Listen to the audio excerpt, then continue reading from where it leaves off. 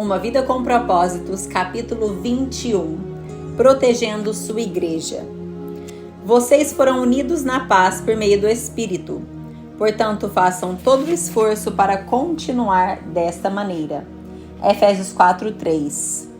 Acima de tudo, deixem que o amor dirija a vida de vocês, porque assim toda a igreja permanecerá unida em perfeita harmonia. Colossenses 3:14. É sua função proteger a unidade de sua igreja. A unidade da igreja é tão importante que o Novo Testamento dá mais importância a isso do que ao céu ou ao inferno. Deus deseja profundamente que experimentemos unidade e harmonia uns com os outros. A unidade é a alma da comunhão. Destrua-a e estará rasgando o coração do corpo de Cristo. É a essência, o âmago de como Deus pretende que experimentemos a vida conjunta na igreja. Nosso modelo supremo de unidade é a Trindade. O Pai, o Filho e o Espírito Santo são totalmente unidos em um. O próprio Deus é o maior de todos os exemplos de amor sacrificial, altruísmo e harmonia perfeita. Assim como qualquer pai, nosso Pai Celestial tem prazer em ver os filhos em harmonia uns com os outros. Em seus últimos momentos antes de ser preso, Jesus orou apaixonadamente pela nossa unidade. Era nossa união que estava em primeiro lugar em sua mente naquelas horas agonizantes. Isso mostra a importância do assunto. Nada na terra é mais valioso para Deus que a igreja. Ele pagou o mais alto preço por ela e a quer protegida, especialmente dos danos devastadores causados pelas divisões, conflitos e discordâncias. Se você é parte da família de Deus, é sua responsabilidade preservar a unidade no local em que você congrega. Você foi encarregado por Jesus de fazer todo o possível para preservar a unidade, proteger a comunhão e promover a harmonia na sua igreja e entre todos os crentes. A Bíblia diz: façam todo o esforço para conservar a unidade do Espírito pelo vínculo da paz. E como é que nós podemos fazer isso? A Bíblia nos dá orientações práticas. Primeiro, concentre-se no que temos em comum, não em nossas diferenças. Paulo diz: portanto, concentremo-nos nas coisas que contribuem para a harmonia e o crescimento da nossa comunhão conjunta. Como crentes, partilhamos um Senhor, um corpo, um propósito, um Pai, um Espírito, uma esperança, uma fé, um batismo e um amor. Partilhamos a mesma salvação, a mesma vida e o mesmo futuro. Fatores muito mais importantes do que as diferenças que poderíamos enumerar. É nesses temas e não em nossas diferenças pessoais que devemos nos concentrar. Devemos nos lembrar que foi Deus que escolheu nos dar diferentes personalidades, formações, raças e preferências. Logo, deveríamos apreciar essas diferenças e não simplesmente tolerá-las. Deus quer unidade, não uniformidade. Mas para o bem da unidade, não devemos deixar que nossas diferenças nos dividam jamais. Precisamos nos manter concentrados no que mais importa. Aprender a amar uns aos outros como Cristo nos amou e cumprir os 5 propósitos de Deus para cada um de nós e sua igreja. O conflito é geralmente sinal de que o foco foi desviado para assuntos menos importantes. Coisas que a Bíblia chama de assuntos controvertidos. Quando nos concentramos em personalidades, preferências, interpretações, estilos ou métodos, a divisão sempre acontece. Mas se nos concentrarmos em amar uns aos outros e em cumprir os propósitos de Deus, chegamos à harmonia. Paulo implorou por isso. Irmãos, em nome do nosso Senhor Jesus Cristo, suplico a todos vocês que concordem uns com os outros no que falam, para que não haja divisões entre vocês. Antes, que todos estejam unidos num só pensamento e num só parecer. Seja realista em suas expectativas. Uma vez que você tenha descoberto como Deus quer que seja a verdadeira comunhão, é fácil ficar desanimado pela disparidade entre o ideal e o real em sua igreja. Você deve amar apaixonadamente a igreja, a despeito de suas imperfeições. Ansiar pelo ideal enquanto critica o real é sinal de imaturidade. Em contrapartida, conformar-se com o real sem lutar pelo ideal é passividade. Maturidade é conviver com essa tensão. Outros crentes irão decepcioná-lo e desiludi-lo, mas isso não é desculpa para deixar de congregar com eles. Eles são a sua família, mesmo quando não agem desse jeito, e você não pode simplesmente abandoná-los. Em vez disso, Deus nos disse: sejam pacientes uns com os outros, fazendo concessões às faltas dos outros por causa do amor que há em vocês. As pessoas ficam desiludidas com a igreja por muitas razões compreensíveis. A lista poderia ser bastante longa: conflitos, mágoas, hipocrisia, negligência, mesquinharias, legalismo e outros pecados. Em vez de ficarmos abalados e surpresos, devemos lembrar que a igreja é feita de pecadores de verdade, inclusive nós mesmos. Por sermos pecadores, magoamos uns aos outros, às vezes intencionalmente e às vezes sem querer. Mas em vez de deixarmos a igreja, precisamos ficar e solucionar o que for de alguma forma possível. A reconciliação não é evasão, é estrada para um caráter mais forte, para uma comunhão mais profunda. Divorciar-se da igreja ao primeiro sinal de decepção ou desilusão indica imaturidade. Deus tem coisas que quer ensinar a você e aos outros também. Além do mais, não há nenhuma igreja perfeita para onde você possa escapar. Toda igreja tem seu próprio conjunto de fraquezas e problemas, e você logo ficará novamente desapontado. Groucho Marx era famoso por dizer que não gostaria de pertencer a um clube que o aceitasse como sócio.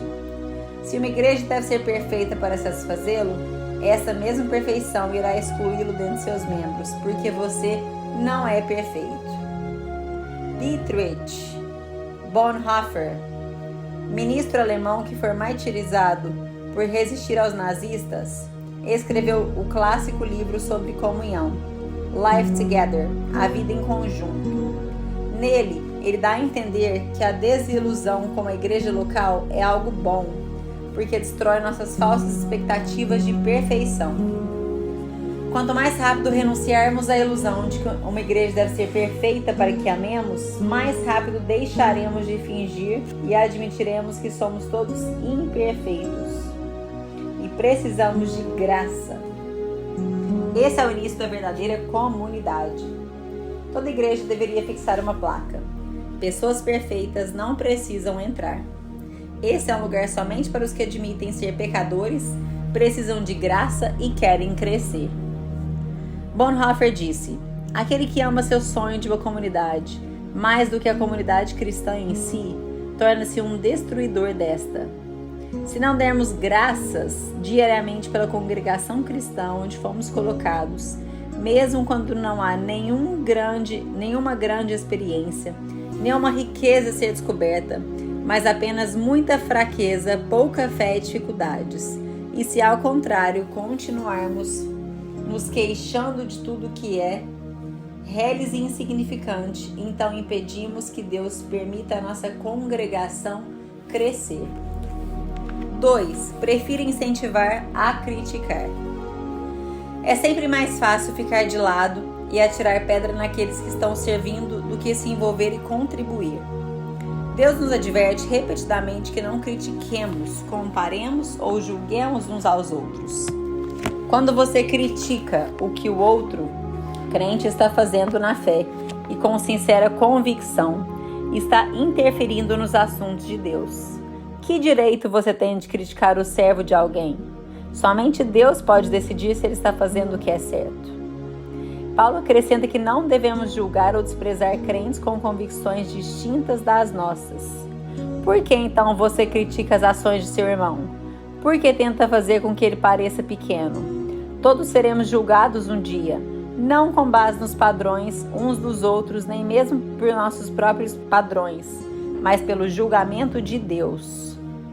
Sempre que eu julgo outro crente, 4 coisas acontecem instantaneamente. Perco minha comunhão com Deus, exponho meu próprio orgulho e insegurança, coloco-me em uma situação pela qual serei julgado por Deus e prejudico a comunhão da igreja. Um espírito crítico é um vício dispendioso. A Bíblia chama Satanás de acusador dos nossos irmãos. Culpar e criticar os membros da família de Deus, queixando-se deles, é trabalho do diabo. No momento em que fazemos o mesmo, estamos sendo ludibriados para fazer o trabalho de Satanás. Lembre-se, os outros cristãos, não importa quanto você discorde deles, não são o verdadeiro inimigo. Todo o tempo que desperdiçamos comparando ou criticando outros crentes é um tempo que deveríamos ter usado na edificação da unidade da congregação. A Bíblia diz: estejamos unidos no emprego de toda a nossa energia para nos harmonizarmos com os outros, ajudando os outros com palavras encorajadoras, não os colocando para baixo por lhes apontar as faltas. 3. Recuse dar ouvidos a fofocas. Fofocar é transmitir informações quando você nem é parte do problema, nem parte da solução. Você sabe que espalhar fofocas é errado e não deve nem ouvi-las se quiser proteger sua igreja. Ouvir uma fofoca é como receptar mercadoria roubada. Isso faz igualmente culpado pelo crime. Quando alguém começar a fofocar em seu ouvido, tenha coragem de dizer: por favor, pare. Não preciso saber disso. Você já falou diretamente com a pessoa? Pessoas que fofocam para você também irão fofocar sobre você. Tais pessoas não são confiáveis. Se você dá ouvidos a fofocas, Deus diz que você é um criador de casos. E criadores de caso ouvem criadores de caso. Esses são os que dividem igrejas, pensando apenas em si mesmos. É triste que no rebanho de Deus as maiores feridas venham das outras ovelhas e não de lobos. Paulo alertou sobre os cristãos canibais, que devoram uns aos outros e destroem a comunhão.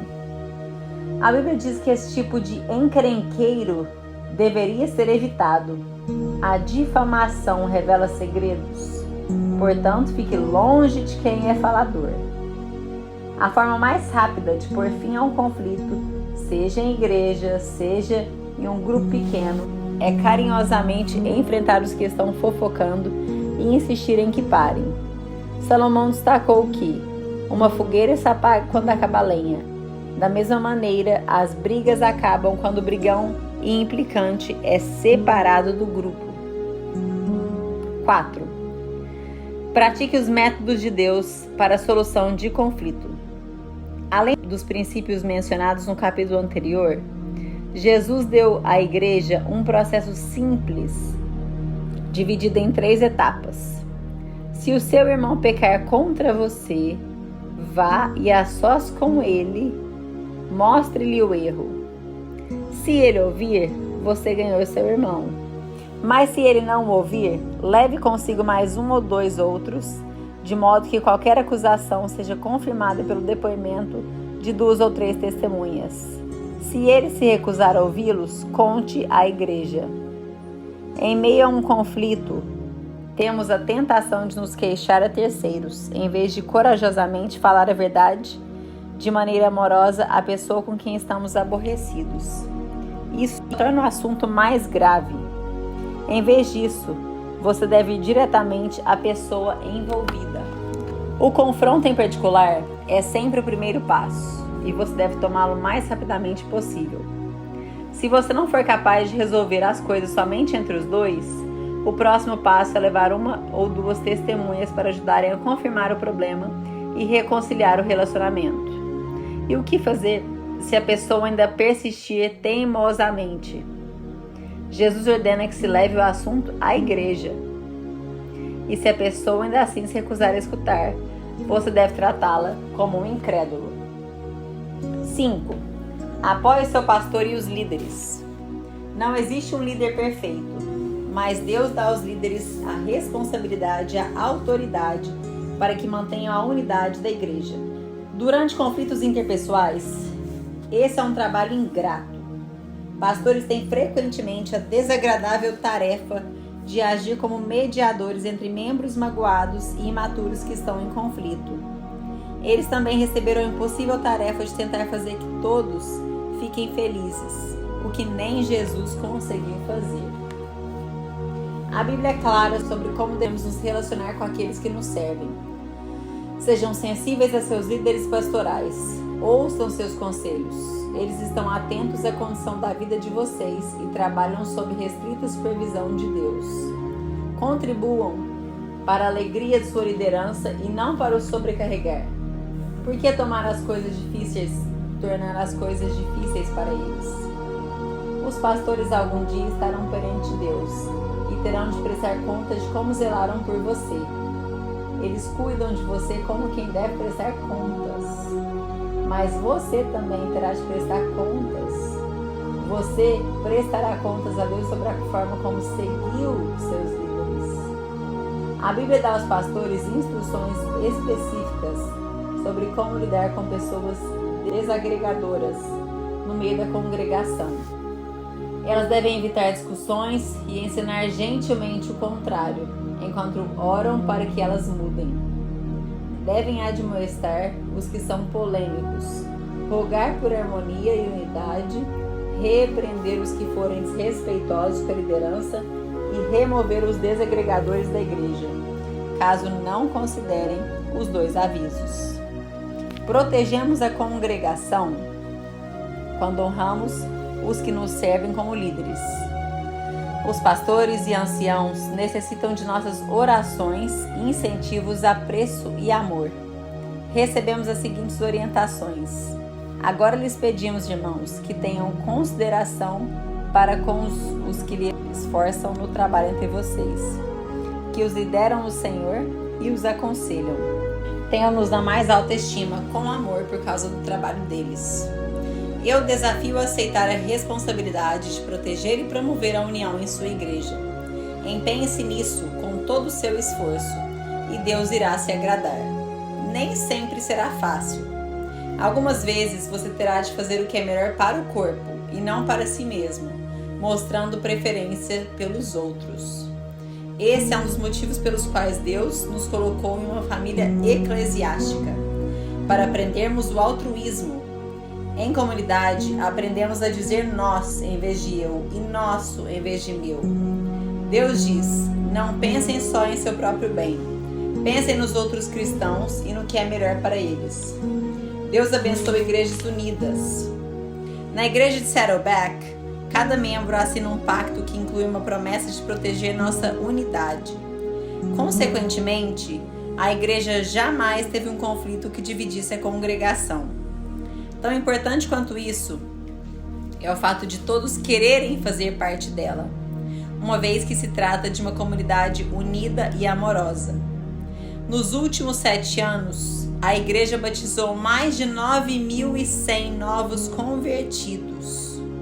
Quando Deus tem um punhado de novos cristãos que quer libertar, Ele busca como incubadora a igreja mais carinhosa que puder encontrar.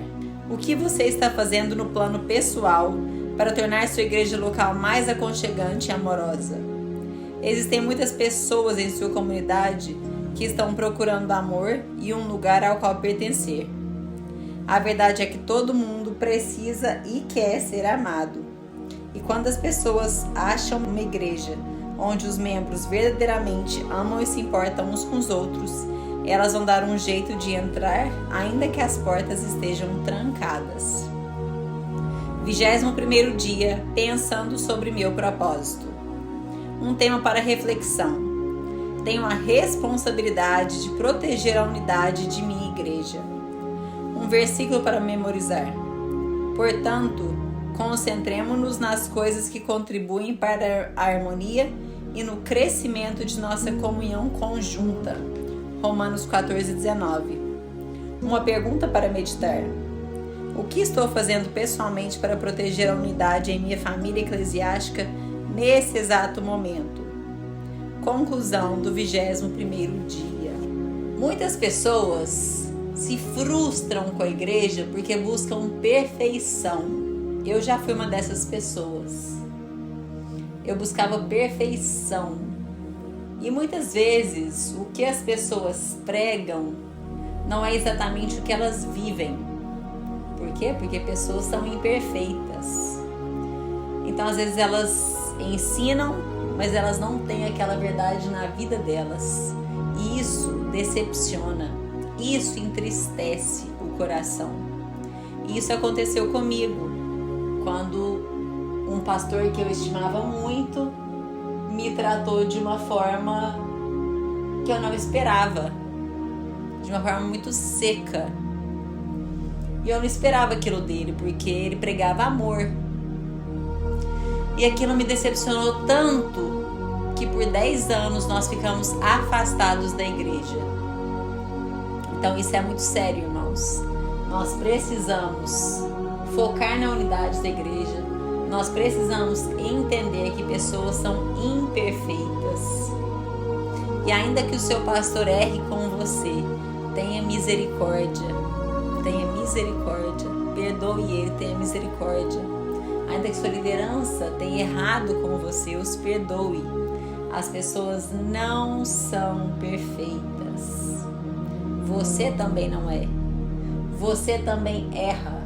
Mas o nosso dever é reconhecer, pedir perdão, perdoar e zelar por essa unidade. Pensa nessa história. Pensa nesse capítulo com muito carinho, com muito amor. E que Deus te abençoe poderosamente. Te vejo, ou nós nos encontramos no próximo capítulo, capítulo 22. Um beijo grande.